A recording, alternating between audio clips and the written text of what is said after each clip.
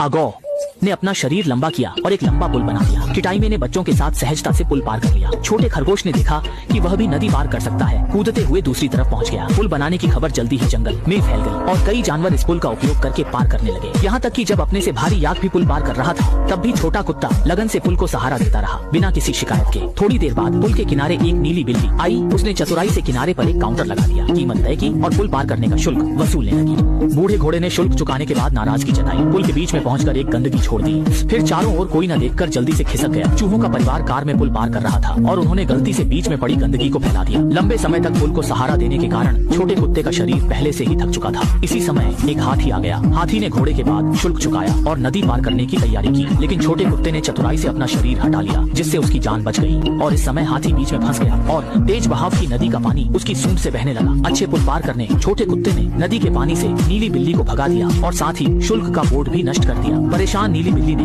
जल्दी से भालू से शिकायत की और भालू को पैसे देकर न्याय पाने के लिए नियुक्त किया। हम दाईं इस तरफ छोटे कुत्ते ने अपने पिछले पैरों से ताकत लगाई और केवल एक चाल में हाथी को नदी के दूसरी ओर भेज दिया। इसके बाद भालू ने मुट्ठी कसकर आगे बढ़ा और एक ही झटके में एक मुक्का जड़ दिया। 2-3 मुक्कों के बाद छोटा कुत्ता दर्द से चिल्लाया। नीली बिल्ली ने शुल्क का बोर्ड लगाया। गोरिल्ला पिता पुत्र की जोड़ी पुल पर आई और पुराने घोड़े के जवाब पर कदम रखा। 360 डिग्री बैकफ्लिप कर नदी में गिरे। भालू ने सिर बाहर निकाला। गोरिल्ला ने शानदार मुक्का मारा। भालू ने दहाड़ लगाई और 2 सेकंड बाद जोरदार पिटाई की। नीली बिल्ली ने स्थिति गलत समझी और घोड़े को लाद कर भागी। अच्छा हुआ कि छोटे तारे और हाथी ने रास्ता रोका, जिससे वह भाग नहीं पाई। पास आते गोरिल्ला को देखकर नीली बिल्ली तुरंत डर गई और गोरिल्ला ने भी उसे नहीं बख्शा। सीधे उसे हाथ में उठाया, एक गेंद की तरह दबाकर जमीन पर रख दिया और अपने बेटे के साथ खेलने।